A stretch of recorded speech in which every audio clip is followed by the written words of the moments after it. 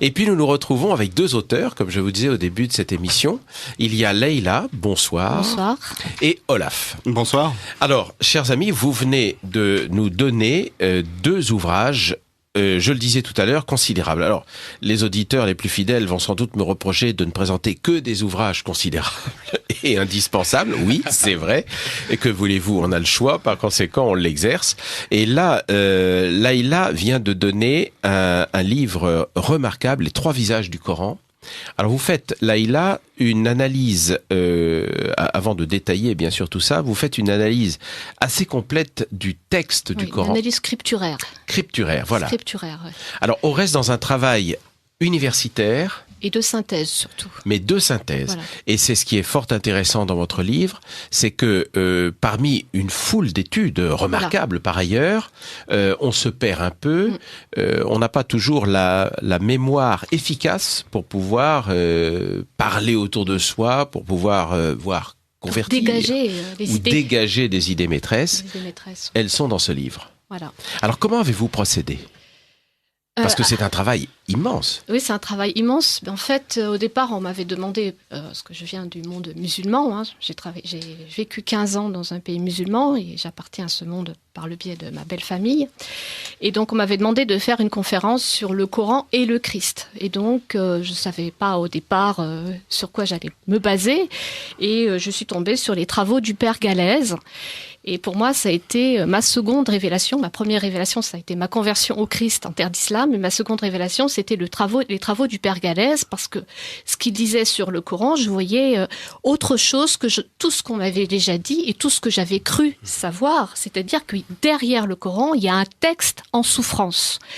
Et plus je lisais donc le père Galèze, et après il m'a orienté sur d'autres travaux, Guillaume Di, Luxembourg, plus je lisais ces travaux de spécialistes, plus ma culture biblique se révélait et me révélait le Coran. Donc il y avait un texte derrière le texte. Et c'était un foisonnement et une convergence d'indices qui faisait exploser une vérité que le Coran, enfin les Corans dont on nous parle habituellement, ils cachent une montagne derrière, une montagne d'informations, une montagne.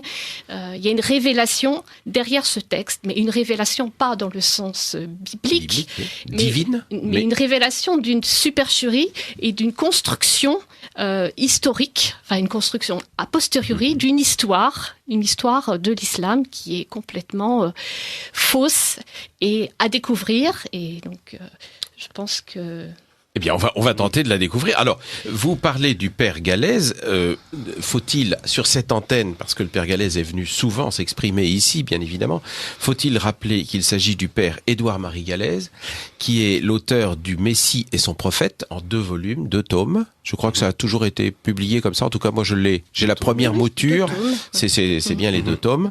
Et effectivement, c'est un travail considérable, un travail d'érudition 10 ans de travail indispensable, c'est 10 ans de travail. Sa thèse de doctorat. Voilà, ici même je renvoie aussi, mais là on parlait essentiellement de Édouard-Marie Galèze, je renvoie aussi aux ouvrages de Dominique et Marie-Thérèse Urvois, bien sûr, que tout le monde connaît, pour peu qu'on s'intéresse un peu au monde de l'islam. Alors, donc, on a bien compris 3 visages du Coran, à savoir vous avez décrypté ce qui était caché derrière le texte du Coran. C'est un texte stratifié, donc c'est bien cette notion de stratification qu'il faut avoir en tête. Il y a plusieurs stades d'écriture et de réécriture. Oui. Et les scribes n'ont pas fait qu'une activité de compilation de feuillets, mais ils ont eu la part du lion, comme le dit Guillaume Di, c'est-à-dire qu'ils ont donné beaucoup de matière supplémentaire, de liant à ces feuillets qui, à la base, n'étaient pas faits pour être unis dans un seul corpus. Et d'ailleurs, on ne peut pas parler d'un corpus, mais de plusieurs corpus. Et tous les savants musulmans, même jusqu'au XVe siècle, parlaient des Corans. Donc il n'y a pas un Coran, mais des Corans. Donc derrière ce Coran officiel, on peut voir en lui-même plusieurs strates, en ce sens que la strate primitive ne comporte que des consonnes. Donc c'est un texte qui n'a pas de diacritisme, et donc c'est un texte consonnatique. Il n'a pas été voyellisé. Voilà, il n'était pas voyellisé, Et même les consonnes, il n'y a pas les signes orthoépiques qui permettent de les distinguer, les consonnes. Donc en fait, c'est un texte que vous le donnez à n'importe quel arabophone, donc à ma belle famille, même des professeurs universitaires sont absolument incapables de décrypter. Donc il faut après attendre plusieurs travaux, on dit d'après la littérature musulmane, Othman et d'autres, Abdelmalik, il faut attendre la voyellisation pour que ça devienne un texte déjà un peu plus lisible. Qui survient autour du Xe siècle, je crois. Huitième. On verra avec Olaf tout à l'heure. Voilà, 8e siècle. Donc une deuxième strate, un deuxième visage, donc déjà un texte qui est plus lisible. Et je parle d'un troisième visage, d'une troisième strate. Donc là, c'est l'interprétation, la glose interprétative des califes, des scribes qui travaillent pour les califes abbassides et qui vont donner vraiment la mouture islamique. Donc la mouture islamique, en introduisant le personnage principal, le héros post-mortem, qui n'est pas dans la strate primitive ou qui n'apparaît que 4 ou 5 fois d'après les spécialistes. Exactement. Donc tous les mots-clés islamiques sont des ajouts a posteriori, donc sur la deuxième ou la troisième strate. Donc en fait, il est important d'avoir une lecture stratifiée, de faire ce travail d'archéologue.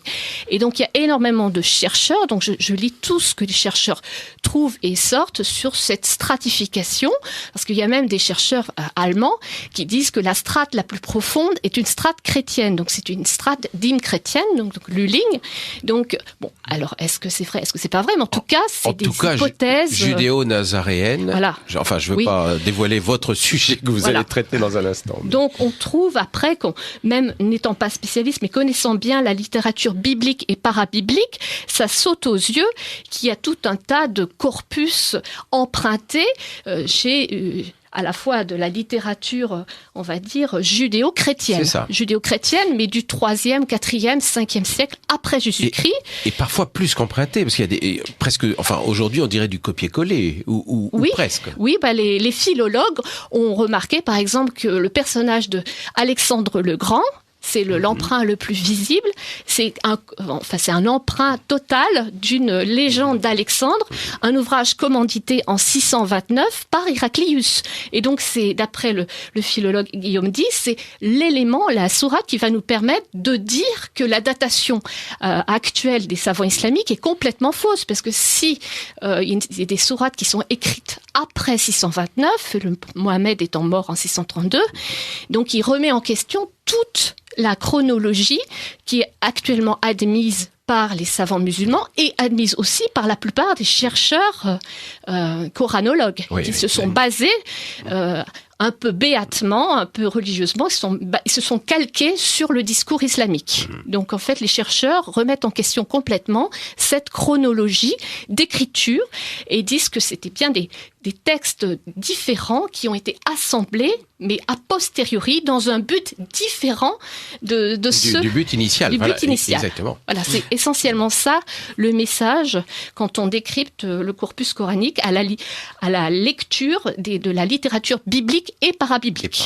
Surtout parabiblique, c'est-à-dire les apocryphes, les traditions orales, les midrash, donc énormément de sourates ne peuvent être comprises que à la lumière... Judéo-chrétien, c'est clair. Donc c'est à la lumière du judéo-christianisme. Et donc c'est là qu'il faut vraiment ancrer le Coran dans une lecture historique. Et donc c'est là qu'il faut faire aussi un travail d'historien, pas seulement de philologue et de coranologue et d'histoire des idées, mais aussi d'historien. Donc en fait, c'est vraiment un travail où il faudrait faire travailler un département entier de spécialistes. Donc, alors le département est presque rassemblé dans ce studio puisque l'aspect historique, chronologique qui est si important, on va voir, parce qu'il y a les strates horizontales, si l'on peut dire, mais il y a scripturaire, mais il y a cette colonne chronologique indispensable pour la compréhension. Pour comprendre. Et d'ailleurs, quand on lit le Coran d'une façon discursive, effectivement, on ne comprend pas, en fait, tout simplement parce que on est déconnecté de l'histoire. Déconnecté total de l'histoire, puisque les sourates n'ont pas été classées comme ça vous le redirez tout à l'heure, certainement. Alors, le deuxième spécialiste qui est dans ce studio, c'est Olaf. Bonsoir, donc. Bonsoir. Et alors, là, vous nous donnez un petit ouvrage. Alors, est-il édité, cet ouvrage, dans le commerce? Je l'ai édité moi-même. Voilà. Je l'ai édité moi-même pour une raison très simple, c'est que je cherchais à lui donner la plus grande diffusion possible. et que pour ça, le fichier PDF est disponible gratuitement. C'est ça. Depuis le petit site que j'ai créé à cet effet. Voilà. Alors, le grand secret de l'islam.com. Voilà. Alors j'ai commencé par le lire en PDF, naturellement, avec les cartes en couleur, c'est très agréable d'ailleurs, les représentations, mais vous l'avez quand même sorti sous forme de recueil en quelque sorte. Il y a quand même beaucoup de lecteurs qui préfèrent l'avoir en livre qu'en PDF. Mais alors, tout ça procède de la démarche initiale que j'ai eue lorsque je suis tombé de mon siège en lisant les ouvrages du père Galèze. Alors là encore, voilà. C'est vraiment la source. C'est une source très importante. Mais déjà, il faut dire que le père Galèze fait lui-même la synthèse de peut-être même de siècles de recherche sur l'islam avant lui, qui s'appuie sur on va dire c'est un géant sur les épaules de géants. Qui s'appuie sur des travaux antérieurs très importants, notamment avec le père Moussali, qui a travaillé longtemps. Le père Moussali, qui est venu très souvent. Voilà. Enfin, je sais pas, on a fait une dizaine d'émissions, au moins pour ma part, avec le père Moussali. Donc c'est là encore. Alors l'avantage du père Moussali, si je puis dire, c'est peut-être anecdotique, mais pas tant que ça, surtout pour des non-arabisants comme je le suis moi, c'est que le père Moussali, lui, il était même de culture arabe et musulmane. Toute sa famille l'était. Et le père Moussali était un converti. Et par conséquent, ce qui était tout à fait intéressant, c'est que ce que l'on nous reproche souvent à nous, non-musulmans, pour ne pas dire chrétiens, c'est de ne pas pouvoir lire le texte du Coran. Donc on nous reproche de ne pas pouvoir le comprendre véritablement, car ne lisant pas l'arabe, on ne peut pas avoir le Coran dans sa version dite officielle, puisque aujourd'hui on nous explique bien qu'il faut lire le Coran dans la langue arabe. Donc le père Moussali était lui de cette culture, imprégné de cette culture, c'est bien qu'il avait évidemment une lecture différente. Il le lisait comme un muezzin. Il pouvait le lire complètement. Il le connaissait. Il le psalmodiait. Il connaissait beaucoup par cœur d'ailleurs. Il nous avait fait des démonstrations impressionnantes. Paru évidente grâce à cette psalmodie. Donc il y a beaucoup d'éléments qu'il a pu détecter. Absolument. Beaucoup d'anomalies du texte. Alors, vous êtes à l'écoute du Libre Journal des auditeurs de Lumière de l'Espérance, la radio du dimanche de Radio Courtoisie. Je reçois Laïla pour un livre, Les 3 visages du Coran, un livre tout à fait intéressant, je le disais, tout à fait passionnant. Et pour Le Grand Secret de l'Islam, c'est Olaf. Et là, on peut découvrir ce livre, donc déjà en PDF, sur legrandsecretdel'islam.com. C'est ouvert donc et gratuit. C'est ouvert, c'est gratuit, c'est librement disponible. C'est le but de cet ouvrage.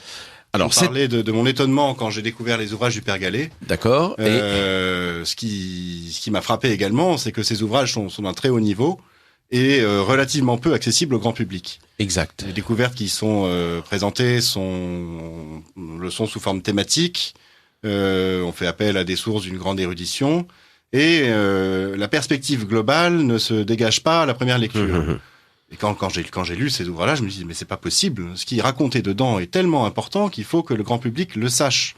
Il faut que le grand public ait conscience que, disons-le, osons le mot, il faut que le grand public ait conscience que l'islam repose sur une imposture historique, une supercherie, une manipulation.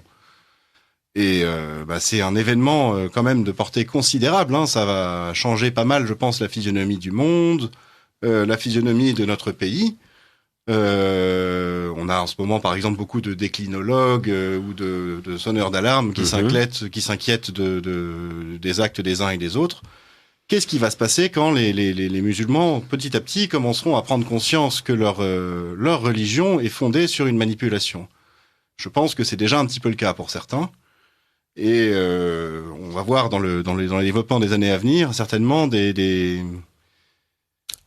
attendons-nous à être très très étonnés. Voilà, très étonnés. Mais je pense qu'il est de toute façon indispensable d'avoir lu vos ouvrages, si ce n'est ceux on évoquait les Urvois ou le père Galèze, bien naturellement, et le père Moussali, bien évidemment aussi, et Bernard Anthony qui a fait aussi un certain nombre d'ouvrages, de vulgarisation, mais extrêmement documentés, qui s'appuient aussi sur les textes du père Moussali, c'est évident. Mais je pense qu'il est indispensable de connaître avant d'avoir le moindre opinion. comme on entend trop souvent aujourd'hui. Enfin, quand vous entendez un Premier ministre qui se prétend, qui fait comme s'il était docteur en islamologie pour pouvoir dire ça c'est l'islam, ça ne l'est pas. Enfin, je veux dire, c'est complètement, c'est absurde, c'est aberrant. Au moins, travailler ces sujets. Or, la plupart n'ont jamais ouvert un Coran avant d'en parler, ce qui est tout de même assez regrettable. Je ne parle même pas de l'analyse qui en est nécessaire. Alors, avant de poursuivre cette émission, on vous demande, Laïla, madame, pouvez-vous vous présenter, car nous ne savons pas si vous êtes une Française convertie à l'islam, ou une chrétienne à prénom arabe, ou bien une musulmane. Ce point est important pour comprendre votre point de vue. Alors, je suis française et je me suis convertie au christianisme en terre d'islam alors que j'étais mariée à un musulman. Donc, je me suis convertie au catholicisme en terre d'islam. Donc, au contact de la civilisation, du mode de vie, c'est plus que voilà, au contact de l'islam. La confrontation avec l'islam. J'ai d'abord voulu essayer de me convertir à l'islam. J'ai lu énormément de littérature islamique et puis il s'est trouvé que un évangéliste m'a donné un évangile et j'ai pu faire ma propre recherche et Jésus m'a trouvée et donc je suis devenue catholique en terre d'islam. Et donc je me sens une mission particulière auprès du peuple musulman parce que je trouve que c'est un peuple qui cherche souvent Dieu, mais pour chercher Dieu, il faut avoir une notion de la vérité et de la vérité, ça passe aussi par la connaissance de l'histoire réelle. Et donc l'islam, la plus grande importance dans cet islam, c'est qu'il y a une falsification de l'histoire. Donc même si je ne suis pas historienne, c'est quelque chose qui se démontre très facilement, l'histoire complètement falsifiée. Alors, comment on va au fond, au bout du sujet dès le début de l'émission, si je puis dire. Comment persuader un musulman honnête, sincère, comment persuader un musulman que, en fait, toute son histoire toute l'histoire à laquelle il croit, c'est quand même terrible, parce que il croit de foi, en quelque sorte, mais il croit aussi par la prégnance de la société musulmane. Il croit par rapport à ses frères musulmans, par rapport à sa famille, par rapport... On sait tout le poids. Nous ne pouvons pas aborder la moindre connaissance de l'islam si on ne se met pas un petit peu dans la perspective du musulman à l'intérieur de sa société. Or, toutes les décisions qui sont prises aujourd'hui vis-à-vis de l'islam, on le constate en tout cas chez nous et en Europe en général, ce sont des décisions de personnes qui sont, même s'ils ne se l'avouent pas, de culture chrétienne, juridiquement de culture chrétienne, c'est-à-dire qu'ils ont ce que nous disait Jean tout à l'heure, c'est-à-dire des siècles et des siècles d'imprégnation chrétienne, et ils jugent de l'islam en fonction de cette imprégnation. Tout à fait. Or, donc, ils ne peuvent pas en avoir une notion exacte. Alors, comment ils le connaissent peut-être très très bien, l'islam, figurez-vous. Parce qu'en fait, on se trompe parfois souvent sur l'islam. On pense que l'islam, c'est le Coran. Et effectivement, quand on regarde l'histoire islamique officielle, le Coran est le pivot de l'islam. C'est la révélation de la parole d'Allah. C'est ce qui est dit, en tout cas. C'est ce qui est dit. Mais quand on étudie un petit peu l'histoire, qu'on la reconstruit comme j'ai pu le faire avec le Père Gallet dans le Grand Secret de l'Islam, on se rend compte que le Coran n'est qu'un élément contributif de l'islam et qu'il sert à justifier quelque chose qui est bien plus important que lui. Alors ça, c'est votre thèse, naturellement. Ah, c'est plus... on le voit par exemple à l'action chez ces jeunes Européens qui vont faire le djihad au Moyen-Orient. Oui, en Syrie, oui. Ils n'ont pas lu le Coran. Non, pas lu le Coran. Bien sûr. On l'a vu également dans l'histoire. Ça a été montré par des historiens. Les musulmans, alors on voit pas les guillemets là quand je parle, mais les pseudo-musulmans du début du 8e siècle qui sont allés conquérir la péninsule ibérique n'avaient pas de Coran. Ils n'avaient pas de Coran. Quelle était leur foi? En quoi est-ce qu'ils croyaient?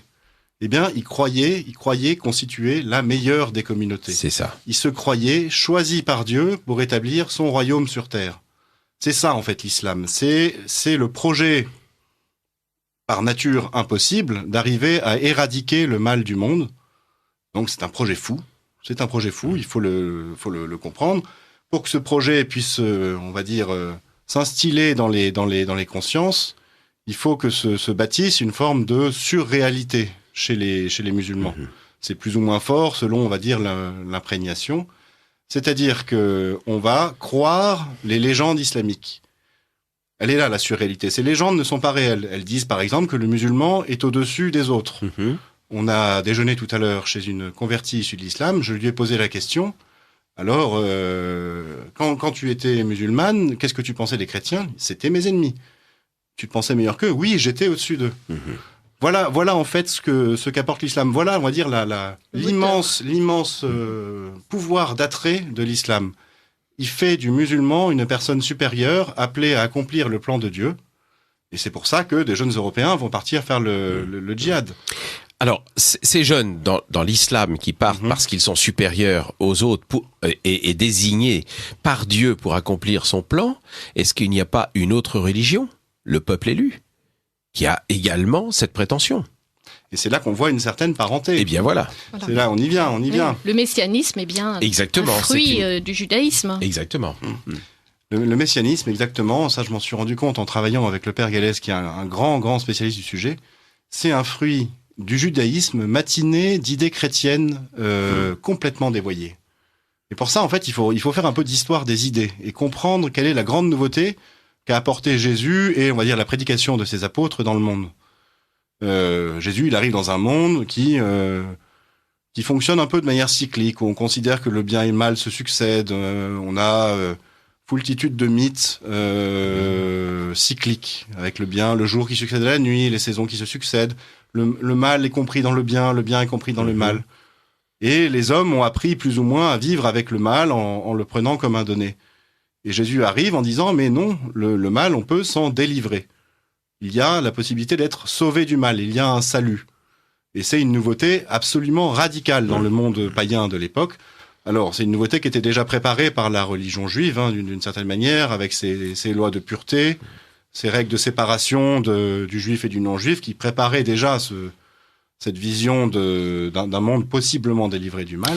Mais avec une telle complexité dans ces règles de pureté qu'elles devenaient inatteignables. Donc difficile, on revient dans un autre cycle en quelque sorte, d'impossibilité d'atteindre, voilà ce que je voulais dire, cette éradication du mal. Voilà. En tout cas, quand Jésus arrive, son message est radicalement nouveau et touche les consciences d'une façon complètement inouïe. C'est-à-dire que les gens prennent conscience qu'ils peuvent être libérés du mal, à la fois sur un plan personnel. Alors, dans le message de Jésus et de ses apôtres, ça passe par la relation personnelle à Dieu, et à la fois sur un plan collectif. Quand on parle de royaume de Dieu, certains imaginent que ça pourrait être un monde délivré du mal. D'ailleurs, c'est ce que Jésus promet. Il promet, avec son retour en gloire, un monde délivré du mal. Il ne promet pas de délivrer le monde du mal ici tout de suite. Oui. D'ailleurs, il dit lui-même qu'il y a une parabole, je crois que c'est le bon grain et l'ivraie, qui est assez connue, où il nous explique que s'il ne revient pas à l'homme de séparer le travail de Dieu et de séparer le bien du mal. Mais quoi qu'il en soit, à partir du moment où l'idée a été lancée, certains l'ont récupérée à leur propre profit. C'est-à-dire que cette idée que le mal, on peut se séparer du mal, elle possède une puissance très très forte et certains l'ont exploitée. Et on le voit après en travaillant l'histoire, ils l'ont exploitée en fonction de ce qu'ils étaient.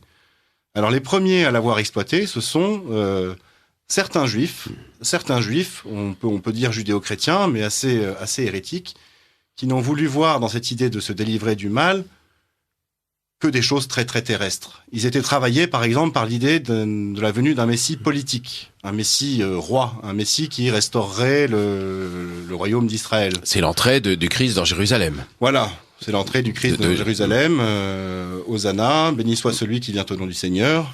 Voilà, c'est exactement ça. Et ce qui se passe après la mort et la résurrection de Jésus, on va dire, secoue un petit peu ces partisans d'un messie politique, mais ils ont gardé quand même des espérances. Elles tourneront beaucoup, ces espérances, autour du temple. Parce que Jésus, dans sa prédication, avait dit une parole assez curieuse. Il avait dit « Détruisez ce temple et je le rebâtirai en 3 jours ». Bon, alors on voit comme ça, à partir des années 30, commencer de se cuisiner une dérive de ces idées judéo-chrétiennes qu'on qualifie aujourd'hui de messianisme. C'est les premiers messianismes qui ont existé, le premier messianisme global, et qui tourne autour d'une royauté supposée donnée au Messie sur Israël et du rétablissement de la grande gloire d'Israël. Et puis petit à petit, avec on va dire cette espèce de cocotte-minute religieuse, une fois que les idées chrétiennes ont été lancées dans la nature, qui se développe à Jérusalem et en Israël, on voit ces mouvements se déployer, on les piste par les premiers auteurs chrétiens, et ils arrivent comme ça jusqu'à l'événement considérable de la grande révolte, la première guerre juive. Les Juifs se révoltent contre l'occupant romain.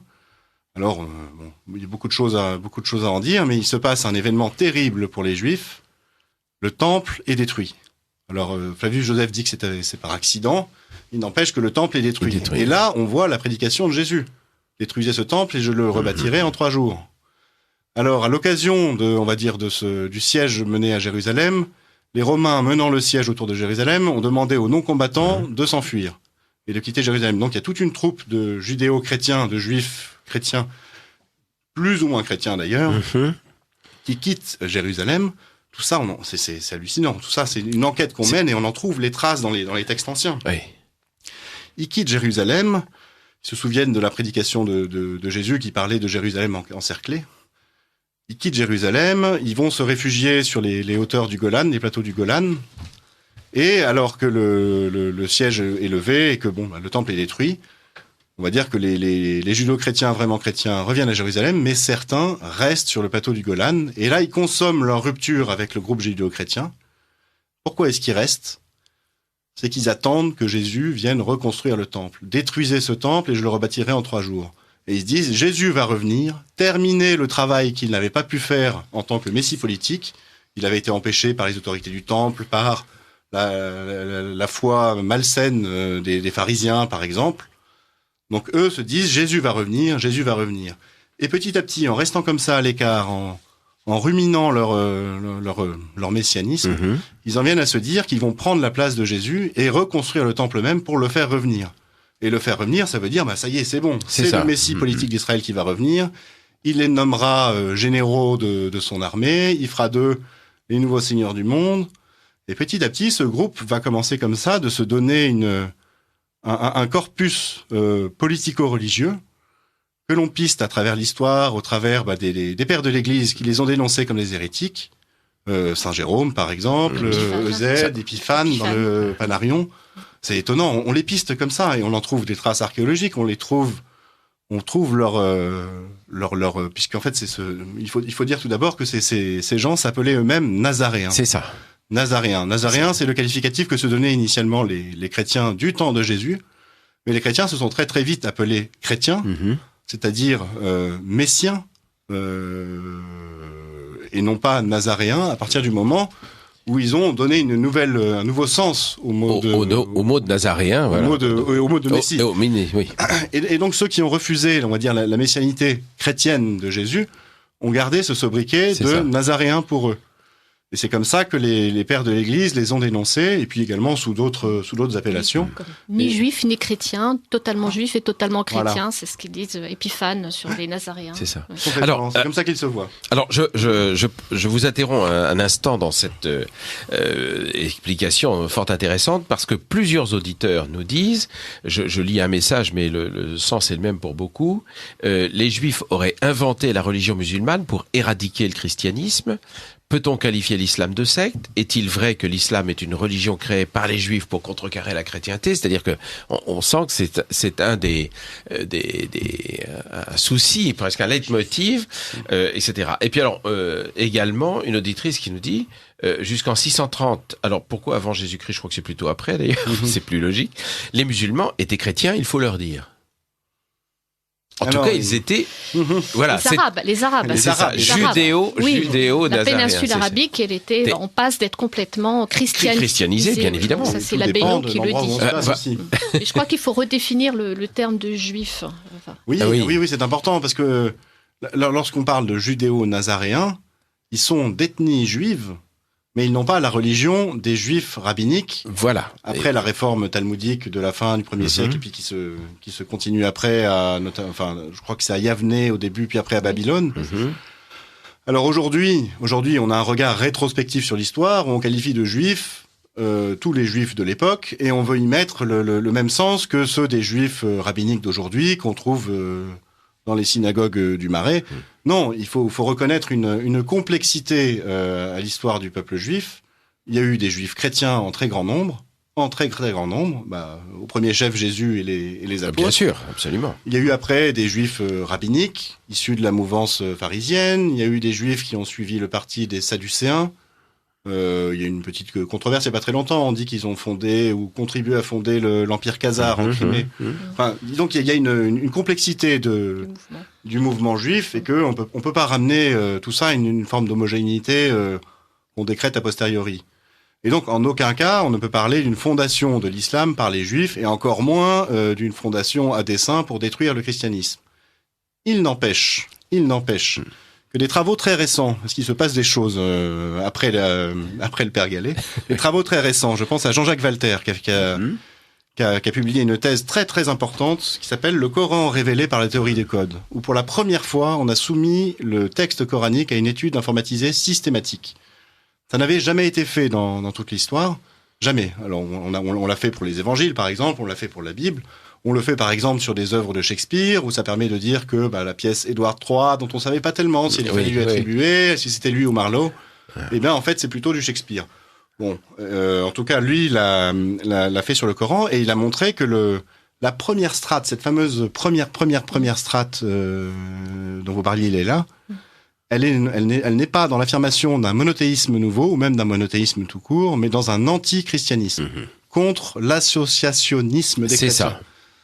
Voilà. Et on en revient là, à la foi première de nos judéo-nazaréens qui sont établis sur le Golan, et puis après plus au nord en Syrie, qui se voient comme de vrais juifs ethniquement, même s'il existe d'autres juifs à côté que eux condamnent, et qui se voient également comme les vrais chrétiens, puisque eux ont reconnu le Messie, même si pour eux, ils pensent que le Messie n'est pas mort, qu'il a été enlevé par Dieu et gardé en réserve au ciel, jusqu'à temps que le temple substitué peut-être, ou enlevé, et qu'il est gardé en réserve jusqu'à temps que le temple de Jérusalem soit reconstruit, et à ce moment-là, il va redescendre dans toute sa gloire bien terrestre, avec il prendra la tête des armées des judéo-nazaréens et il éradiquera le mal du monde. Et on voit là, voilà comment se constitue donc le corpus religieux des Nazaréens. Et tout ça, on le sait parce qu'on les piste. On voit en Syrie, et on n'est pas du tout dans le désert d'Arabie, là, on est en Syrie. On voit des noms de lieux. Nassaran, alors, la toponymie voilà, une toponymie, tout à fait. La toponymie, par exemple, le mont des Nossairi, oh là là, il y en a tellement. Le Wadi al-Nassara, Ansarié, Nassirié. Il n'est question que de Nazaréens. Et même jusqu'aux Alaouites d'aujourd'hui, on les appelle Alaouites en français, mais ils s'appellent aussi Nossairi. Et Joseph Hazi a montré qu'ils étaient, a priori, les descendants de ces Nazaréens établis en Syrie. Alors c'est très intéressant, ces Nazaréens établis en Syrie. Leur projet est d'arriver à conquérir Jérusalem pour rebâtir le temple, c'est-à-dire qu'ils se sont un peu appropriés ce qui pensait être le rôle du Messie. Et pour ça, pour y arriver, ils se rendent compte que c'est pas avec leurs petits bras que ça suffira, il va leur falloir une force armée. Et cette force armée, ils sont loin d'en disposer parce qu'ils vivent à l'écart, ils vivent un peu coupés du monde, on va dire dans une espèce d'isolement... Communautarisme. Voilà, d'isolement ethnique. Oui. Comment est-ce qu'ils vont bien pouvoir faire ? Eh bien, ils ont autour d'eux des forces intéressantes. On est là maintenant au 4e, 5e, début du 6e siècle. Et il y a autour de ces judéo-nazaréens établis en Syrie des tribus arabes nomades qui sont christianisés de fraîche date et qui ont pour beaucoup un passé de pillards et de réseaux. De réseaux, oui. De réseaux. Et dont on a pu voir dans l'histoire qu'ils étaient assez efficaces contre la lourde armée romaine, byzantine, grecque, que la guerre de Razzia était assez efficace. Et donc il y a un projet qui se met en place chez ces judéo-nazaréens, qui est d'aller transmettre leur espérance messianiste, leur vision du monde, d'un monde à conquérir, d'un monde à délivrer du mal, transmettre cette espérance aux Arabes chrétiens. Ouais, aux Arabes chrétiens. Ça, on le voit dans l'évolution de l'habitat de ces judéo-nazaréens. Il y a des fouilles archéologiques qui ont été menées en Syrie, et on se rend compte que, alors, il y a des synagogues très curieuses qui associent des symboles juifs à des symboles chrétiens. C'est une chose qu'on n'a jamais vue ailleurs. Et donc, ça identifie très, très certainement ce courant nazaréen. Et on se rend compte que petit à petit, des Arabes sont venus habiter dans les villages. Et donc il y a eu une cohabitation. Les Arabes chrétiens sont venus habiter dans ces villages. Et pourquoi cette cohabitation ? Pour la prédication et derrière l'envoi en mission de conquête de Jérusalem. C'est là que les feuillets du Coran, du corpus, sont écrits. Voilà, et c'est exactement ça. Qu'est-ce que c'est maintenant que le Coran ? Alors le Coran, quand on est là à peu près vers l'an 600, Mahomet étant né, on pense, vers l'an 570. Sachant que cette date n'est absolument pas sûre, hein. C'est une date qui a été refaite, déduite a posteriori par les islamologues occidentaux. D'ailleurs, toute la biographie de Mahomet, c'est a posteriori. Hein. C'est ça, voilà. Ça, on le dira tout à l'heure. On reviendra là-dessus parce que je pense que c'est effectivement très important. Pardonnez. Alors, je vous en prie. On trouve dans certains témoignages des traces de l'endoctrinement de ces judéo-nazaréens auprès des Arabes. C'est passionnant. J'en ai mis quelques témoignages dans le grand secret de l'islam. En fait, ce qui s'est passé, c'est qu'il y a eu des prédicateurs juifs qui ont voulu transmettre leur foi à des Arabes en leur transmettant leur texte. Le problème, c'est que ces Arabes, ils parlent arabe, ils ne parlent pas ou peu l'araméen, même si les langues sont très très proches, ils ne lisent pas l'hébreu, et donc il ne peuvent pas lire la Torah de ces Juifs qui lisent la Torah. Alors, ce qui s'est passé, c'est que les Nazaréens ont traduit en arabe leur lectionnaire. Un lectionnaire, c'est un livre de célébration liturgique avec des extraits de la Torah, des extraits de l'Évangile. Ils lisent l'Évangile. Ils lisent l'Évangile de Matthieu. On l'appelle matinée, voilà. Transformé. Pas les évangiles, mais l'Évangile. Voilà. On pense que c'est l'Évangile de Matthieu adultéré par sa conservation dans ce milieu-là. Et les pères de l'Église l'ont identifié comme étant l'Évangile des Hébreux, un apocryphe en fait, mais qui est assez proche quand même de l'Évangile de Matthieu. Et c'est l'Évangile, ils n'en ont qu'un. C'est ça. Donc ils lisent en fait de la Torah dans leur lectionnaire, des commentaires, et puis toutes sortes de littératures. Peut-être aussi des apocryphes chrétiens. Des apocryphes chrétiens, toutes sortes de littératures qu'on redécouvre aujourd'hui. Orale aussi. Et donc ces prédicateurs qui vont aller après prêcher en arabe auprès des Arabes, prêcher dans un arabe clair par exemple, disposaient avec eux de petits feuillets de prédication sur lesquels ils avaient noté leur prêche. Ces petits feuillets, on va voir qu'ils vont jouer un rôle capital dans la constitution du Coran quelques années plus tard. On est là vers 600-610. On pense que Mahomet est l'un de ces prédicateurs. Certainement pas le seul, mais l'un de ces prédicateurs.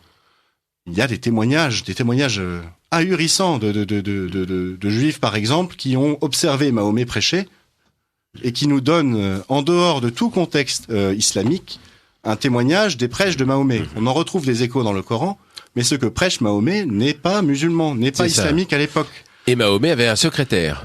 Alors Mahomet avait un secrétaire, Mahomet avait des collègues prédicateurs, il n'était certainement pas le seul prédicateur. Il était, en revanche, on peut le penser, un des chefs les plus significatifs, si ce n'est le chef militaire de la troupe composite koréchite arabe, la tribu de Koresh arabe, et judéo-nazaréenne. Et après, on voit dans l'histoire se déployer ce fameux projet de reprise de Jérusalem qui va se faire par le truchement des Perses. Alors, il faut faire un petit peu de géopolitique du 7e siècle pour comprendre que le Proche-Orient, on va dire ce que les islamistes appellent le Cham, la Syrie, la Palestine, est le lieu d'affrontement mais séculaire entre la puissance méditerranéenne et la puissance perse. Pour la Méditerranée, on va dire pour Rome et puis après Byzance, qui ont une logique de conquête du pourtour méditerranéen. Forcément, il faut conquérir, il faut avoir un pied en Palestine et en Syrie. Pour la Perse, la Palestine et la Syrie sont leurs débouchés sur la Méditerranée. Donc forcément, ils s'affrontent à cet endroit-là depuis des centaines d'années, des millénaires même. Et donc, ils passent leur temps avec un coup l'Empire méditerranéen qui gagne, un coup il perd, et ainsi de suite. Et en 614, c'est au tour des Perses de gagner. Il y a une expédition qui se monte contre Byzance, et il y a un des généraux de cette expédition, Rhomysanès, qui va partir jusque Jérusalem et conquérir Jérusalem. Et là, on se rend compte qu'en fait, Rhomysanès a emmené avec lui des troupes auxiliaires arabes. Et parmi ces troupes auxiliaires, on est maintenant sûr et certain qu'il a emmené avec lui des Koréchites. Des Koréchites. Il les a emmenés en passant, c'est-à-dire qu'il est passé en passant par le nord, la Syrie, Et avec ces Koréchites, il y a leurs maîtres en religion, des judéo-nazaréens, qui sont tout heureux de pouvoir participer à la conquête de Jérusalem. Et donc comme ça, en 614, ils arrivent à Jérusalem, donc cette troupe composite avec des cavaliers arabes et des judéo-nazaréens un petit peu comme commissaires politiques, un peu à la façon des soviétiques. Ils arrivent à Jérusalem et là on en trouve des traces dans le Coran lui-même et ça c'est vraiment vraiment étonnant. Alors le discours musulman veut faire dire à ces passages complètement autre chose. Il parle de la conquête de la Mecque, il parle d'autres événements qui relèvent de la légende. Mais on trouve des traces dans le texte coranique lui-même de l'arrivée de la conquête de Jérusalem, de l'arrivée de la troupe composite arabe judéo-nazaréenne qui se précipite à l'esplanade du temple pour aller refaire les sacrifices et faire revenir le Messie. Ça y est, il va revenir. Il va délivrer le monde du mal. Il va emmener les Arabes, les judéo-nazaréens associés dans le même projet, les uns fils d'Ismaël, les autres fils d'Isaac. Il va les emmener à la conquête du monde. Il fera d'eux les rois. Il fera vivre dans les délices jusqu'à l'éternité. Voilà, toute la philosophie, en tout cas toute l'annonce messianique que l'on connaît. Oui. Et donc les Arabes et les Judéo-Nazaréens préparent les sacrifices nécessaires. On en trouve des traces dans le Coran. Ils se rasent la tête comme les nazirs de l'Ancien Testament. Je me souviens plus. Oui. Les Nazira. Ouais. Et Nazira. Ouais. Mm-hmm. Et il se passe que ils en viennent aux mains avec les Juifs locaux qui eux ne veulent pas leur laisser le contrôle de l'esplanade du temple. Ça a un sens pour eux aussi, l'esplanade du temple. Et il y a une algarade qui s'ensuit et Romizanès, le général perse, prend le parti des Juifs locaux qui sont un petit peu plus importants stratégiquement parlant que les quelques judéo-nazaréens et la troupe arabo-nazaréenne est expulsée. Donc là, on voit Mahomet déployer des trésors de prédication. C'est la sourate dite des Romains. Voilà, c'est ça. C'est très très intéressant. Que là, les Romains ont été vaincus dans le pays voisin et après leur défaite, ils seront les vainqueurs. Exactement. Bon, alors il faut la voir dans l'autre sens, mais ça c'est une des subtilités de la composition du Coran, c'est qu'après on a voulu lui faire dire autre chose que ce qu'il représente. Voilà, exactement. Et donc voilà notre troupe composite qui repart en Syrie. Et puis un petit peu piteux, qui essaie de se refaire des forces là-bas. Et le temps passe et il arrive après que Héraclius, l'empereur byzantin, ne va pas laisser le contrôle de Jérusalem, la grande ville sainte, aux Perses. Et petit à petit, il monte une armée et se prépare une opération pour reprendre Jérusalem. D'autant que Jérusalem avait beaucoup souffert. Je crois qu'il y avait plusieurs milliers, voire dizaines de milliers de... 30 000 morts. 30 000 morts, oui. 30 000 morts. On découvre encore des charniers. Il y a la piscine de Mamilla. C'est ça, quelque chose là-dessus. C'est ça, récemment, oui. Voilà. Bon, toujours est-il que Héraclius prépare une expédition. Ça commence à se savoir et on pense que les judéo-nazaréens locaux, ceux qui sont restés en arrière lors de l'expédition de 614, font comprendre à leurs collègues partis à Jérusalem qu'ils sont plus vraiment de l'heure de sainteté, ils les chassent, et donc il faut partir, c'est la fuite. C'est la fuite devant la possibilité que Héraclius rende aux judéo-nazaréens et aux Arabes la monnaie de leur pièce. Et donc tout ce contingent fuit, tout ça, au plus loin, dans le désert d'Arabie, à Médine, qui s'appelle à l'époque Yatrib. Chez des judéo-nazaréens amis. Donc il s'agit de tribus juives, ça on pense vraiment que ces tribus juives existaient, elles sont mentionnées dans le discours islamique. En revanche, on n'a aucune trace dans les archives très très complètes des juifs rabbiniques de l'existence de tribus juives là-bas. Donc on peut penser que ce sont des judéo-nazaréens, c'est-à-dire des gens d'ethnie juive, mais qui n'ont plus la foi juive canonique, on va dire, des juifs rabbiniques. Oui. Et donc voilà que ce petit contingent va s'établir à Yatrib, et à partir de là, essayer de planifier un retour en force pour conquérir la Terre Sainte et Jérusalem. Et c'est ce qui va arriver. Ouais. C'est ce qui va arriver, quoi. Et d'ailleurs, la prière à ce moment-là est tournée vers Jérusalem.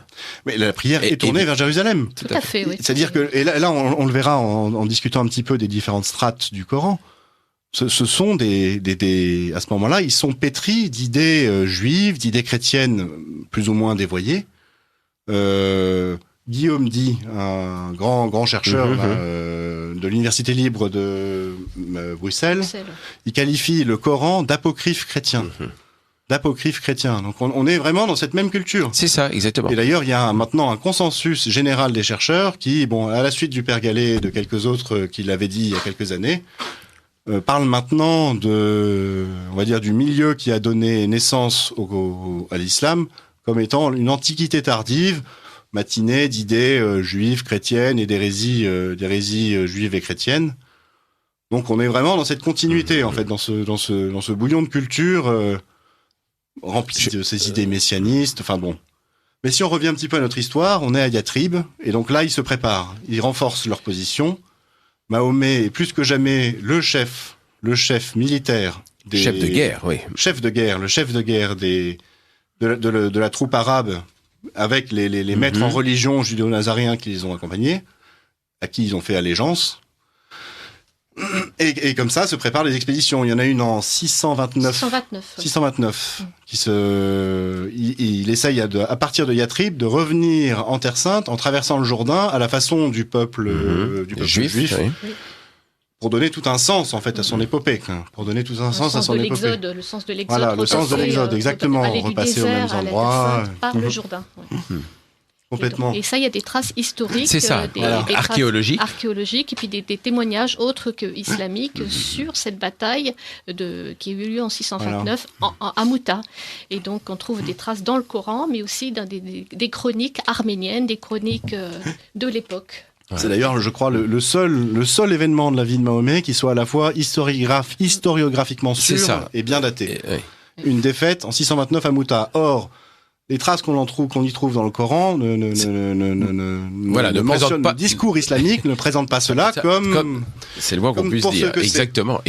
Alors, parce qu'à l'époque, Mahomet est censé, dans le discours islamique, tourner toutes ses intentions vers la Mecque. C'est vrai qu'on n'a pas parlé de la Mecque, là. Vous remarquez, depuis... Oui, c'est le grand absent de notre discours. Tout à fait. Et du Coran, d'ailleurs. Oui. On va le voir dans les strates du Coran, on va le faire tout de suite. Alors, pour l'instant, j'ai encore une question d'un auditeur, donc, dans les recherches, qui remercie pour cette émission, d'ailleurs, au passage, dans les recherches mathématiques sur le Coran, j'ai trouvé le site eco.fr Islamologie. Si vous le connaissez, êtes-vous d'accord avec ce qui est dit ? Je suis plus que d'accord, je suis adhérent de l'association ECO. Bon, très bien. Alors nous avec lisons... le Père Gallet notamment. Voilà, nous avons les mêmes. Alors ECO, ça s'écrit EECHO.fr Islamologie. Enjeu de l'étude du christianisme des origines. Voilà. C'est par la connaissance du christianisme des origines, de la prédication des apôtres, qu'on comprend par exemple les phénomènes post-chrétiens. L'islam au premier titre. Par exemple. Absolument. Titre, ouais. Vous êtes à l'écoute du Libre Journal des auditeurs de Lumière de l'Espérance, la radio du dimanche de Radio Courtoisie. Je reçois donc Madame Laïla, et on en reste là, et Olaf, pour 2 ouvrages. Vous avez entendu, chers auditeurs, l'importance de ces ouvrages.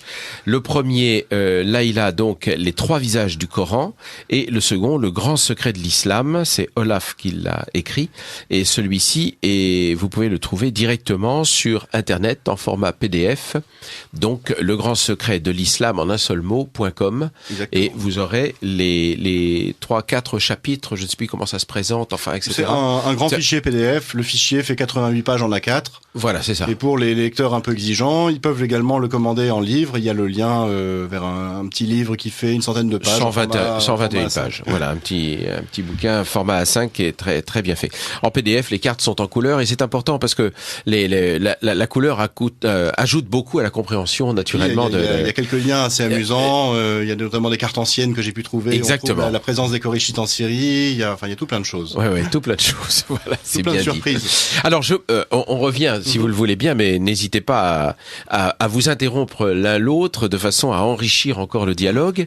Laïla, on a bien compris que le Coran n'était pas un corpus global en quelque sorte, mais qu'il s'était composé en diverses strates, avec une strate non pas finale, mais enfin intermédiaire, les strates du califat. Je veux pas troubler votre propos, mais ce qui est absolument incroyable aujourd'hui, c'est la façon dont le Coran est présenté, cet enchevêtrement de sourates qui n'ont rien de chronologique naturellement, où on mélange les sourates médinoises, les sourates mécoises, enfin etc., et où on se retrouve avec un texte qui est quantitativement composé, puisque ça va des sourates les plus petites, jusqu'aux plus en longues. poids, Oui, voilà. jusqu'aux plus longues, Oui. si bien que ça fait un texte qui est extrêmement difficile à lire, Oui, c'est finalement. très difficile à lire. Il y a eu plusieurs chronologies. Il y a la chronologie qui est actuelle, mais la chronologie aussi de l'Université d'Al-Azhar, qui n'est pas la même. Et puis déjà, cette distinction entre mécoise et médinoise, elle est remise en question par les spécialistes. Exactement. Parce que justement, les travaux de Guillaume Dee montrent qu'on ne peut pas établir de chronologie entre mécoise... Sur ces deux périodes chronologiques de la vie de parce Mahomet, qu'en fait, finalement. au niveau stylistique, il y a des regroupements, des sourates dites mécoises qui vont avoir un style plutôt médinois. Enfin, bref, il n'y a pas vraiment de chronologie qui est établie par les scientifiques. Et donc, ce qui est surtout intéressant, c'est de voir tous les emprunts aux littératures apocryphes et les littératures, on va dire, midrashiques, c'est-à-dire toutes les petites histoires qui sont dans le Coran, comme l'araignée, l'histoire de Abraham et les idoles, des histoires sur Moïse, qui sont inconnus de la Bible, qui sont inconnus de l'Ancien Testament, mais qui sont connus par contre de la littérature, on va dire midrashique, c'est-à-dire entre le 2e et le 3e siècle après Jésus-Christ, justement Cette dans fameuse Antiquité tardive. C'est ça. Antiquité tardive. Et donc on trouve des traces d'Ézéchiel, des traces de Élie, de plusieurs rabbis, du 4e Esdras, d'Apocalypse de Saint Jean, d'Apocalypse d'Élie, enfin, beaucoup de littérature variée. Et donc, il y a aussi des emprunts d'évêques. Donc, en fait, il y a des homélies d'évêques. Un évêque qui avait fait une homélie sur les sept dormants, donc des traditions orales aussi. Donc une littérature qui est extrêmement dense et variée. Et aussi des auteurs chrétiens, comme Jacob de Saruk, ou les hymnes du paradis de Éphrem de Nizib. Donc, on peut décrypter la littérature, enfin la bibliographie des auteurs du Coran. Alors, Olaf, un commentaire, parce que je vois que vous étiez en train de repomper dans votre propre livre Un petit commentaire sur ce distinguo arbitraire des sourates médinoises et mécoises. On a dit tout à l'heure que la Mecque était le grand absent de notre propos. On avait conduit l'histoire à peu près jusque vers 630-632. Toujours pas question de la Mecque. Et l'islam tourné vers Jérusalem. Et un de toute islam évidence. tourné vers Jérusalem, quoi. On voit déjà apparaître une part de l'imposture, en fait. Une part de la création a posteriori. Elle va arriver un petit peu plus tard, quand les Arabes essaieront de se justifier. Mais à cette époque, il n'y avait pas de Mecque. Déjà, dans le Coran, on trouve une seule occurrence du mot et une autre qui baka, quoi. Donc, en fait, deux occurrences pour un texte qui serait révélé sur des lieux si fondamentaux et si extraordinaires. Et la géographie qui est décrite par le texte coranique ne correspond absolument pas. C'est ça. Parce qu'on peut regarder, si on regarde un peu les plantes qui poussent dans le Coran, on se retrouve avec des bananiers, des jujubiers, on se retrouve dans le désert de la Mecque. Voilà. Donc, même, comment il s'appelle on se demandait où aurait pu trouver Abraham le bois pour faire le sacrifice. Saint-Jean d'Amas, il se demandait où on aurait pu trouver le bois pour faire le sacrifice d'Ismaël. Parce qu'en fait, il remplace le sacrifice d'Isaac par le sacrifice d'Ismaël. Donc, on voit que la géographie qui est décrite par le Coran ne parle pas du tout de la Mecque. Et puis même la monnaie dont on parle dans le Coran, c'est une monnaie qui n'existait pas, qui n'avait pas cours à la Mecque. Donc, la Mecque est le grand absent du Coran. Et toutes les enquêtes historiques sur le rôle de la Mecque, qui aurait été un grand centre caravanier sur la route des caravanes, pose un grand problème parce que les discours que l'on trouve sont contradictoires et ne reposent pas sur des cartes antiques. Il n'y a aucune citation de la Mecque dans les auteurs antiques. Oui. Aucune. Oui. Les itinéraires caravaniers qui sont bien décrits ne passent jamais par la Mecque. Et vous montrez d'ailleurs une carte ancienne où, effectivement, je ne sais plus si c'est chez vous. Pas mal de cartes anciennes. C'est peut-être en lien sur le PDF. Peut-être. Mais il y en a une où, effectivement, on voit décrit toutes les... C'est pas avant le 9e siècle. Où on voit décrit véritablement la péninsule arabique et la Mecque n'existe pas. Voilà, n'existe pas. Elle est inconnue, totalement inconnue. Voilà. À l'époque où on est censé connaître toute la chronologie, les batailles, enfin, etc. C'est tout de même assez paradoxal. C'est très paradoxal, effectivement. Pour bien comprendre en fait ce qui s'est passé, comment est-ce qu'on en est arrivé à créer cette ville, il faut revenir un peu à l'histoire là où on l'avait laissé. On avait laissé notre troupe de arabes et judéo-nazaréens à Yatrib, Médine, en train de préparer la conquête de Jérusalem. Alors imaginons que nous sommes vers les 632. Alors c'est la date à laquelle, par convention, on fait mourir Mahomet. Il n'est pas certain qu'il soit mort effectivement là, parce qu'il y a des témoignages en fait de bataille en 634 notamment, qui disent que Mahomet commandait encore ses troupes. Alors peut-être que ça veut dire aussi que Mahomet n'est qu'un surnom donné au chef. Bon, c'est un peu complexe. Mais en tout cas, une chose est certaine, c'est que le contingent se relance à l'assaut et il va là bénéficier d'une espèce de fenêtre stratégique vraiment très favorable, à savoir que les deux empires, perses et byzantins, se sont vraiment épuisés l'un l'autre dans leur guerre sans fin.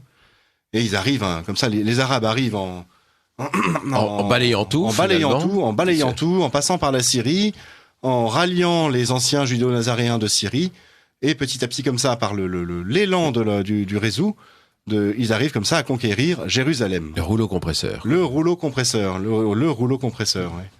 Jérusalem tombe, alors il y a un petit doute, je crois, sur la date, on dit... 637. Voilà, c'est peut-être 638. Ouais. On a des témoignages de l'évêque de Jérusalem qui nous raconte que les Arabes campent à sa porte et empêchent les pèlerins de venir faire les dévotions. C'est lui-même qui va finir par ouvrir les portes de la ville en essayant d'éviter que ne se reproduise le grand massacre qui a eu lieu en 614 lorsque les Perses avaient conquis la ville, où on avait parlé de ces dizaines de milliers de morts. Je pense qu'ils avaient encore ça en mémoire. Et là, il se passe quelque chose de très, très étonnant. Et on en a des témoignages. C'est là encore où il y a eu tout un travail d'une nouvelle vague d'historiens à partir des années 2000 qui ont publié des nouveaux travaux, des nouvelles recherches. On a Prémar, par exemple, dans son livre Les fondations de l'islam, qui nous exhume des témoignages fantastiques, qui nous racontent ce qui s'est passé précisément quand les judéo-nazaréens, les Arabes, sont arrivés à Jérusalem. Aussitôt en courant, ils arrivèrent au lieu qu'on appelle Capitole, c'est-à-dire l'esplanade du temple. Ils prirent avec eux des hommes, certains de force, d'autres de leur plein gré, afin de nettoyer ce lieu et d'édifier cette maudite chose destinée à leur prière, qu'ils appellent une mitziga, c'est-à-dire une mosquée. Et en fait, voilà ce qui se passe. Ils se précipitent sur l'esplanade du temple pour reconstruire le temple et faire revenir le Messie. On a d'autres témoignages. Sophrone, par exemple, il évoque le rôle d'un marbrier qu'il aurait excommunié parce qu'il aurait contribué à construire ce fameux temple. Et donc, le temple de Jérusalem est reconstruit. Alors, évidemment, il n'a pas la splendeur du temple d'Hérode le Grand. Mais le temple est reconstruit, on y donne les sacrifices, on y fait les sacrifices nécessaires pour que le Messie revienne, mais il se passe quelque chose d'extraordinaire. Ben, il ne revient pas. Le Messie ne revient pas. Oui. Le Messie ne revient pas. D'où on sourit là ici naturellement, mais ils sont extrêmement dépités. Ils sont déçus. Ils sont extrêmement dépités. Mohamed, dans les hadiths, annonçait le retour imminent de Jésus. Complètement, c'est tout à fait sa prédication. C'est d'ailleurs pour ça que le père Gallet a appelé sa thèse « Le Messie et son prophète ». Son prophète, voilà. C'est ça. Son prophète étant Mahomet, qui n'annonçait pas une religion nouvelle, mais le retour du Messie Jésus. Messie Jésus qu'on retrouve... Messie terrestre. Un Messie tout terrestre, mais qu'on retrouve une 50aine de fois, je crois, dans le Coran. Ah, dans le Coran, on a 4 fois Mahomet, mais on a 58 fois Jésus, voilà, mais qui est désigné comme le Messie. Et 150 fois Moïse. Ce qui corrobore tout à fait les perspectives, les suspicions et les perspectives historiques modernes. Parce qu'il faut quand même se fixer aux statistiques des mots. Donc c'est pas normal que dans le Coran on parle plus de Moïse et de Jésus et de Marie que de Mahomet. Il y a quelque chose. Même un non spécialiste peut s'interroger et suspecter quelque chose. Absolument. Alors nous sommes inondés, absolument couverts de messages et de messages fort longs. Alors, chers auditeurs, pardonnez-moi, je ne vais pas vous les lire. Il y a des messages qui font 4-5 pages avec certainement des choses tout à fait intéressantes. D'ailleurs, j'en ferai des photocopies si vous voulez pour mes invités, avec des notes, avec des renvois, avec des choses tout à fait intéressantes. Alors, je me permettrai simplement de donner... Oui, là, on ne pourra absolument pas lire. C'est dense, oui. Voilà, c'est très dense. Alors... je vous donne lecture de quelques... Alors, d'abord, une auditrice. Chère madame, là, c'est un reproche que je vous fais. Vous me dites, jamais entendu parler du père Galaise.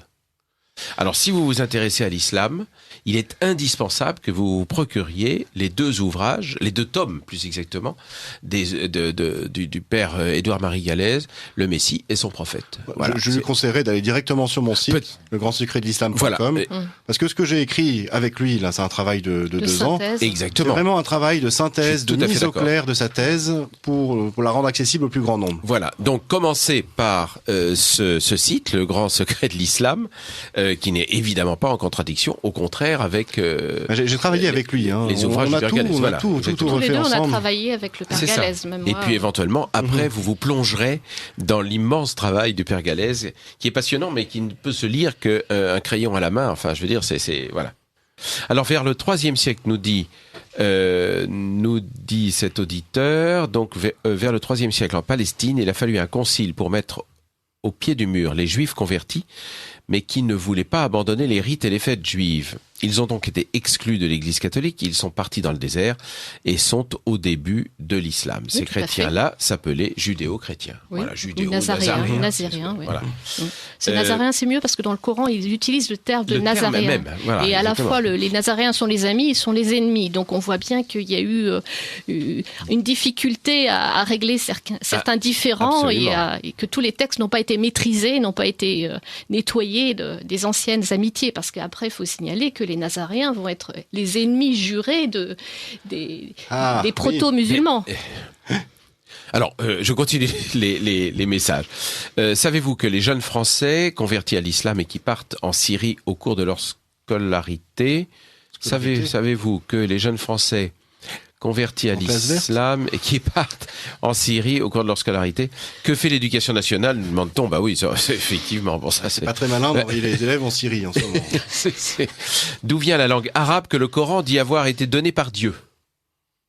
Alors, il y a plusieurs hypothèses, parce que dans les chercheurs que j'ai lus, il y en a qui disent que ça vient du nabatéen. Enfin, il y aurait eu 2 arabes. Il y a le vieil arabe qui viendrait du nabatéen, et puis une autre piste qui dit qu'il vient de l'araméen. Donc il y a ces 2 pistes. Et puis enfin il y a une autre forme d'écriture arabe, sud-arabique. Enfin c'est un linguiste qui a parlé de cette 3e forme d'écriture. Mais il y a au moins 2 pistes. Enfin j'ai vu des chercheurs qui parlent de l'araméen et d'autres du nabatéen. Eh oui. Il y a une grande proximité entre l'araméen et l'arabe, je crois. Ouais. Ah oui justement Luxembourg fait une lecture syro-araméenne du Coran. Donc c'est un chercheur allemand qui est sous le coup d'une fatwa. Donc lui il a déplacé les signes diacritiques en voulant voir si, en déplaçant un petit signe diacritique, on pouvait avoir un sens différent et plus clair. Et donc, justement, la sourate Al-Qadar 97, il l'a traduit comme étant la descente du verbe fait chair et non pas la descente du verbe fait livre. Donc, c'est pas la descente du Coran, mais la descente de Jésus-Christ qui est célébrée dans la nuit de prière, à la fois chez les chrétiens et à la fois chez les musulmans. Donc en fait, c'est en déplaçant juste un petit signe diacritique, il a interprété la sourate 97 comme étant une hymne chrétienne qui célèbre la naissance. Donc elle est paix et salut jusqu'à l'apparition de l'aube. Et donc il a rapproché ça de la nativité, de la liturgie de la nativité. Donc il y a beaucoup de sourates comme ça, en déplaçant quelques signes diacritiques, il est arrivé à une lecture complètement différente. Parce que comme on rappelle, le Coran, il n'y a pas ces signes diacritiques, donc on a une pluralité des lectures. C'est ça. Là, il va falloir qu'on explique un petit peu comment est apparu le Coran, en fait. Alors, allons-y, parce que le temps passe très vite dans cette émission, comme vous le voyez bien, et on était là en 640. Voilà. En 640, reprenons la chronologie. Le Messie ne revenait pas. Et là, il se passe quelque chose, c'est un renversement d'alliance. Évidemment, les Arabes, emmenés par les judéo-nazaréens dans une épopée de guerre, de conquête et de sacrifice, se rendent compte qu'ils ont été trompés, manipulés par les judéo-nazaréens, qui n'ont pas de Messie pour eux. Et donc, derrière, ils vont se retourner contre eux, les massacrer, les bannir. On en trouve les traces dans les discours musulmans. C'est la conduite de Mahomet envers les tribus juives de Médine. C'est ça. Et derrière, ces Arabes, à qui on avait promis la terre entière, et en particulier une place de chef dans un royaume délivré du mal, se rendent compte que ils n'ont peut-être plus le background religieux. Pièce dans le cochon. Ce sera fait. Excusez-moi. Pièce dans le cochon, bien sûr. Ils n'ont plus, on va dire, le corpus religieux pour justifier la chose, mais ils ont le contrôle militaire de du Proche-Orient. Ils ont le contrôle militaire du Proche-Orient. Et ce qui va se passer après ça, c'est un pénible travail de justification religieuse de cette domination politique. Et c'est comme ça, petit à petit, qu'on va en arriver à créer le Coran, à créer l'islam, pour que les califes, petit à petit, puissent justifier la domination politique qu'ils ont héritée de, on va dire, de l'épopée messianiste avec les judéo-nazaréens. Donc, ce qui va se passer, c'est que, à partir du moment où les judéo-nazaréens sont bannis et massacrés, on va procéder à une destruction de tous leurs textes religieux, un effacement des mémoires, et on va essayer de garder de leurs textes religieux ce qui pourrait aider à constituer un corpus religieux justifiant la domination politique. Donc on va récupérer d'eux, on peut pas récupérer d'eux leur Torah en hébreu, celle-là on va la brûler, on va pas récupérer d'eux leur évangile. Leur lectionnaire même, il est trop teinté de ce qu'ils étaient eux-mêmes. Il rappelle trop les judéo-nazaréens pour qu'on puisse le garder. On va conserver ce qui est facilement manipulable. On va conserver les brouillons de prédication des fameux prédicateurs dont Mahomet. Que le secrétaire de Mahomet a rassemblé. Voilà, exactement. C'est peut-être pour ça que ces fameux brouillons auraient été écrits sur des tessons de bouteilles ou des omoplates de chameau, parce qu'on n'allait pas gâcher du parchemin noble pour un brouillon. Bon, ça, on n'en sait pas encore trop grand-chose. Donc on rassemble ces brouillons, et puis au gré des luttes terribles entre Arabes pour la domination politique, alors là on a 50 années entre 634 à peu près, et on va dire jusque l'arrivée d'Abd al-Malik en 687, 88 par là, non ? Oui, c'est ça. On a une guerre sans nom entre Arabes, qui ne s'appellent pas encore musulmans, pour le pouvoir. Calife et anti-calife. C'est ça, entre calife et anti-calife. Et c'est dans ce maelstrom où ils s'entretuent les uns les autres que va naître la Mecque. Que naît la Mecque, que naît Mahomet en tant que prophète, que naît le Coran comme livre révélé par Dieu, que naissent des idées.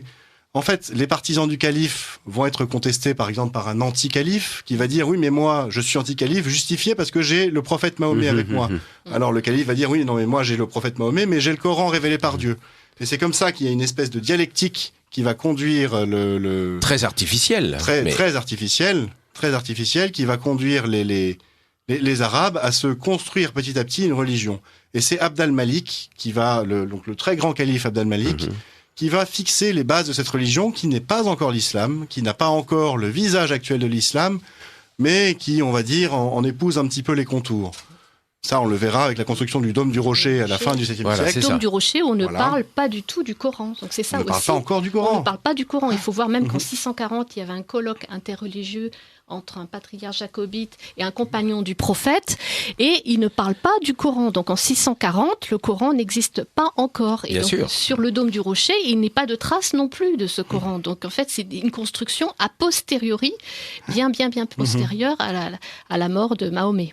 Ce qu'on voit sur le dôme du Rocher, c'est la célébration d'une religion nouvelle, qui n'est pas encore l'islam, qui est une sorte de religion d'Abraham, héritée plus ou moins des judéo-nazaréens. Une religion qui coiffe la religion chrétienne, on va dire les chrétiens et le judaïsme, et qui place les nouveaux seigneurs politiques, les Arabes, au-dessus d'eux. C'est ça. C'est la justification religieuse du messianisme politique qui avait été le leur, transmis par les Nazaréens. Et alors finalement, ce texte connu aujourd'hui du Coran va être assemblé petit à petit et va être figé en quelque sorte, alors qu'il aurait pu continuer à évoluer d'ailleurs, mais va être figé par des nécessités politiques d'affirmer pour les califes leur propre autorité. Mais il y a eu une compétition entre les codex. Bien sûr. Donc il y a eu beaucoup de codex, de compagnons du prophète, le codex d'Ubay, le codex d'Ali, le codex de Massoud, qui ont été brûlés. Donc il y a eu beaucoup d'autodafés, beaucoup de compilations et d'autodafés. Donc on ne peut pas parler d'un Coran. Il y a eu plusieurs Corans. Même les chiites, ils disent que le Coran actuel, il lui manque tous les personnages qui se réfèrent à Mahomet, que les sunnites ont enlevé le personnage de Mahomet pour justement de raisons politiques. Voilà. Donc il y a pluralité des Corans et c'était un fait qui était communément admis par les savants de l'islam jusqu'au XVe siècle. Donc en un mot, une construction purement intellectuelle en fait d'une religion a posteriori pour justifier d'une action politique. Elle est parfois même plus qu'intellectuelle. Parce que la grande difficulté on va dire des nouveaux maîtres du Proche-Orient, c'est qu'ils se retrouvent avec, dans une situation où ils doivent justifier de leur domination politique sans forcément derrière avoir les outils nécessaires. Le Coran, par exemple, ce sont des textes anciens, comme Leïla en parlait, qui ne justifient pas forcément par eux-mêmes la domination politique. On va essayer de leur faire dire autre chose. On va construire autour du Coran un discours islamique qui dit autre chose que ce que le texte veut dire. Et on va déplacer et contraindre la géographie, les mémoires des Arabes, pour faire rentrer le réel dans le nouveau discours. On va à ce moment-là créer la ville de la Mecque. On va baptiser les collines de la Mecque du nom, par exemple, de lieux qui étaient courants en Syrie. Plutôt vers Petra, d'ailleurs. Alors, il y a plusieurs thèses. Selon le Père Gallet, pardon, la Syrie, je renvoie à un autre discours. Oui, effectivement, ça pourrait être mais... Petra, certains auteurs l'affirment. Oui. Et en fait, il va y avoir comme ça tout un transfert des mémoires originelles des Arabes, géographiques, c'est-à-dire qu'on va prendre les souvenirs de la Syrie, on va les greffer sur la Mecque. Il va y avoir des souvenirs plus diffus, par exemple le souvenir des judo-nazaréens, il va être transformé, on va faire des judo-nazaréens dans le Coran des chrétiens pour pouvoir condamner les chrétiens, et il y a comme ça tout un ensemble de transferts historiques qui vont justifier, ou du moins qui vont rentrer dans le discours islamique, qui vise à contraindre la réalité. On est totalement là dans la construction de cette surréalité dont je vous parlais. Cette surréalité, c'est le phénomène qu'on voit à l'œuvre dans tous les messianismes politiques, que ce soit le communisme par exemple, le nazisme, où on construit des visions un peu folles de monde idéal. Eh bien, le surréalisme, la surréalité. La surréalité, ça mène derrière à refouler profondément le réel. Ça mène à la violence. Ça mène à des délires de persécution. La source principale de la violence, c'est la surréalité. Voilà, des délires de persécution, etc. Des délires de persécution, voilà. Donc on est aux sources de la violence, en fait. Le grand secret de l'islam, Olaf en est l'écrivain. Grand secret de l'islam que vous pouvez, chers auditeurs, découvrir sous deux formes, ou en vous branchant sur Internet et ou en allant chercher legrandsecretdel'islam.com. Et vous aurez toutes les ouvertures en PDF sur ce texte, ou alors en le commandant, mais là aussi sur via le site internet, le Grand Secret de l'Islam, via le site internet. Vous pouvez donc acheter ce volume de 121 pages en A5 qui est voilà, je reçois encore des messages. Je vais vous en faire part, mais on n'aura plus le temps de les traiter. J'en suis désolé. Je viens d'avancer, c'est un peu renversant. Oui. Les 3 visages du Coran, c'est Laïla, et vous trouvez ce livre naturellement à la librairie Notre-Dame de France. Merci Laïla, merci Olaf. Merci beaucoup. Merci.